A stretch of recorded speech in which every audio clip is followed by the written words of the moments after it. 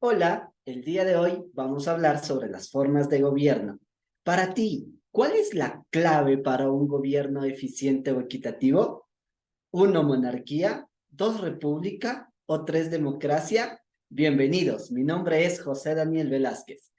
Entonces, para empezar, ¿cuál es el objetivo de esta presentación? Básicamente, el objetivo de esta presentación está enfocado en dos partes.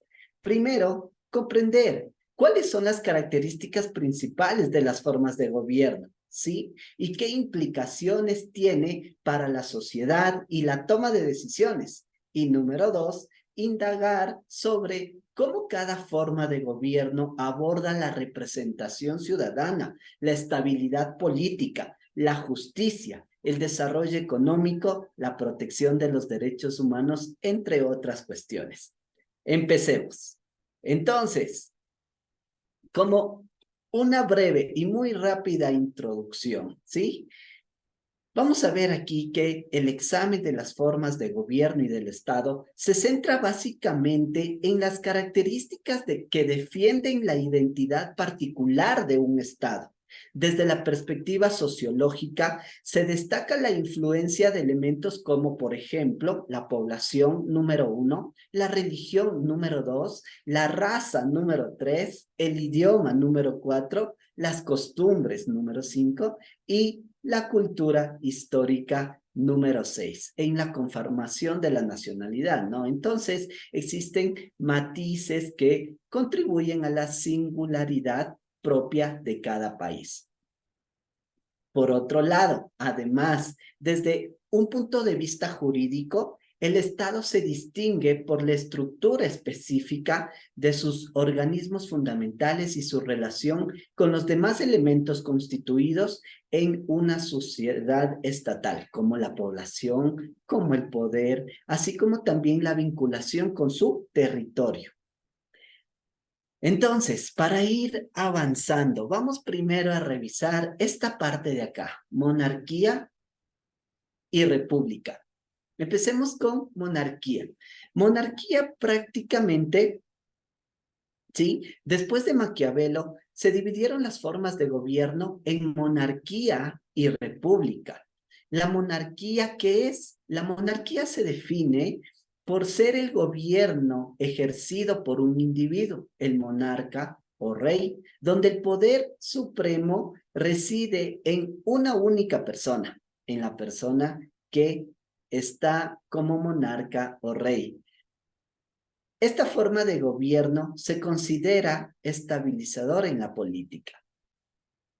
Además, dentro de la monarquía existen variaciones como la monarquía pura, por ejemplo.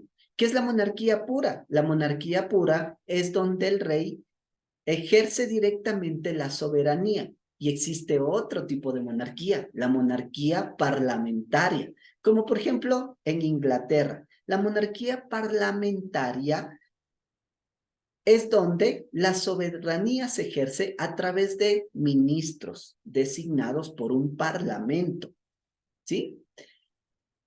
Con respecto a la república, ¿sí? La república, a diferencia de las monarquías, se caracterizan por tener jefaturas de Estado atribuidas a personas o a un conjunto de personas, siendo su designación mayoritariamente electiva, es decir, a través de una elección. En esta forma de gobierno puede ser directa o indirecta. Veamos qué es una república directa. La república directa, ejemplificada en pequeños cantones, por ejemplo, la población participativa personalmente en las tareas estatales, decidiendo en asambleas sobre leyes y nombramientos de magistrados. La república indirecta, en cambio, se mantiene en base a un principio de soberanía popular, pero se delega su ejercicio en gobiernos elegidos por el pueblo. Vamos a la parte de democracia. Muy bien. ¿Qué es democracia? Democracia básicamente viene de dos palabras, demos y kratos. que significa el gobierno del pueblo. Y esto implica la dirección autoritaria de la comunidad política por órganos estatales, ¿sí? Originados por la propia comunidad.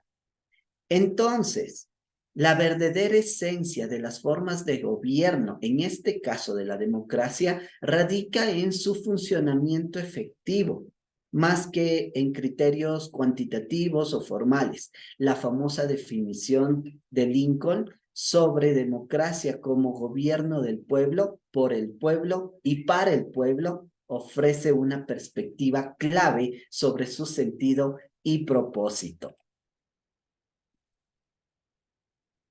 Y vamos a ver un poquito acerca de los estados simples y compuestos. Clasificar a los estados permite dividirlos en dos formas fundamentales, estas dos que estamos viendo. El estado simple también es llamado como estado unitario y ejerce su soberanía directamente sobre un único pueblo y territorio. Mientras tanto, el estado compuesto o complejo, como el federal o confederado, se conforman mediante la unión de dos o más estados, incluyendo diversas entidades políticas menores como componentes constitutivos. Entonces, el estado simple o el estado unitario tiene poderes clásicos, como por ejemplo el legislativo, el ejecutivo y el judicial, como existen estos tres elementos en Ecuador. Y son estos elementos que se ejercen sobre todo el territorio. En cambio, en una federación, cada estado miembro posee poderes dentro de su territorio. Y además existen los poderes federales con atribuciones propias que abarcan todo el estado. Entonces, enfocándonos en qué es un estado federal. El estado federal se distingue por poseer un territorio conformado por la unión de los territorios de los estados miembros. Esta unión se refleja tanto en la población, donde cada estado miembro tiene ciudadanos con derechos, con deberes propios, relacionados con la entidad local, pero en conjunto forman la población del estado federal. ¿Qué es una confederación? La confederación es una forma de gobierno compleja, ¿sí? Que surge a partir de un acuerdo entre varios estados para unirse, sin formar un nuevo estado. Es decir, no existe un estado superior, sino es una confederación. En este tipo de fusión estatal no existe un poder central que ejerza su soberanía sobre los estados miembros. Los estados confederados permanecen unidos solo por los términos del pacto de esta confederación. Y vamos a ver algo adicional, la Organización de Naciones Unidas. La Organización de Naciones Unidas, bueno, primero surgió de la Sociedad de Naciones tras la Segunda Guerra Mundial.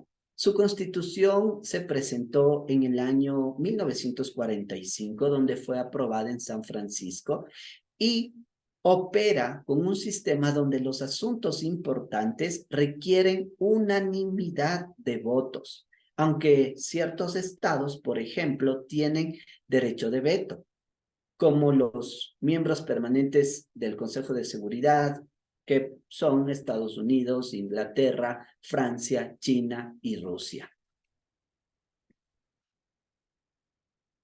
Adicionalmente, quería comentar un poco acerca de una película que es muy importante, una película de crítica que fue realizada por George Orwell. George Orwell prácticamente en 1945 realizó esta excelente presentación en Inglaterra, en donde se tienen diferentes personajes en la película llamada Rebelión en la Granja. ¿Cuáles son los personajes?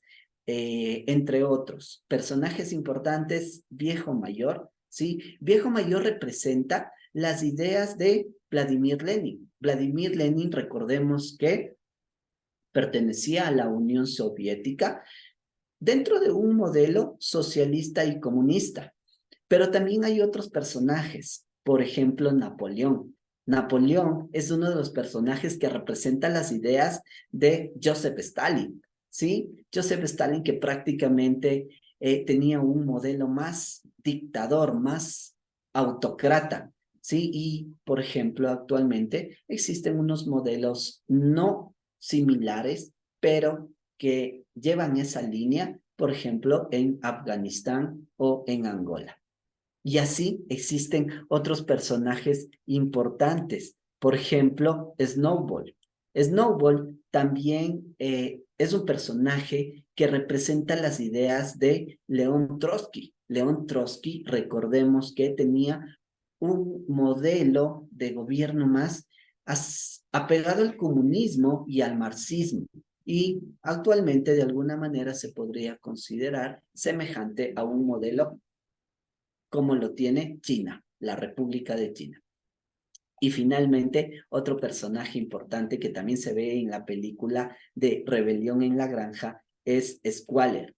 Squaller, este personaje, prácticamente también tiene que ver con un modelo comunista de percepción pública, ¿sí?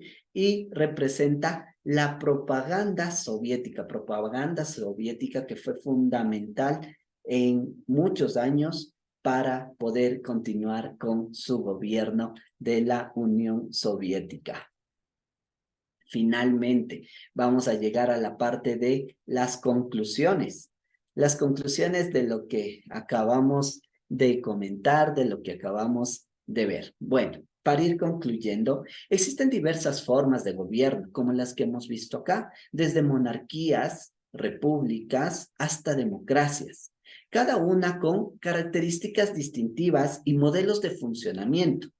La monarquía, por ejemplo, ya sea absoluta o constitucional, destaca por la concentración del poder en un solo individuo, mientras que las repúblicas tienden a elegir líderes, ya sea directa o indirectamente por la población.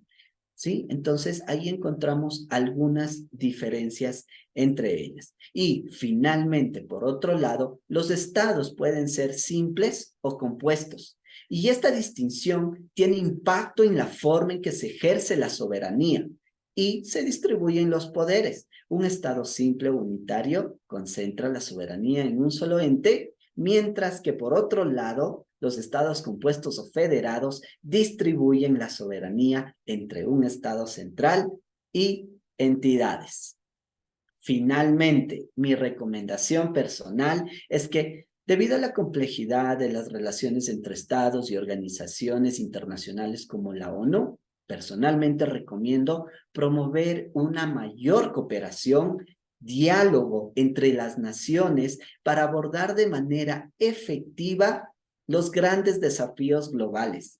Hoy en día tenemos grandes y nuevos desafíos después de una pandemia en 2019, desafíos económicos, desafíos sociales, desafíos del medio ambiente, y es importante la comunión entre todos los países, entre todas las formas de gobierno. Muchas gracias.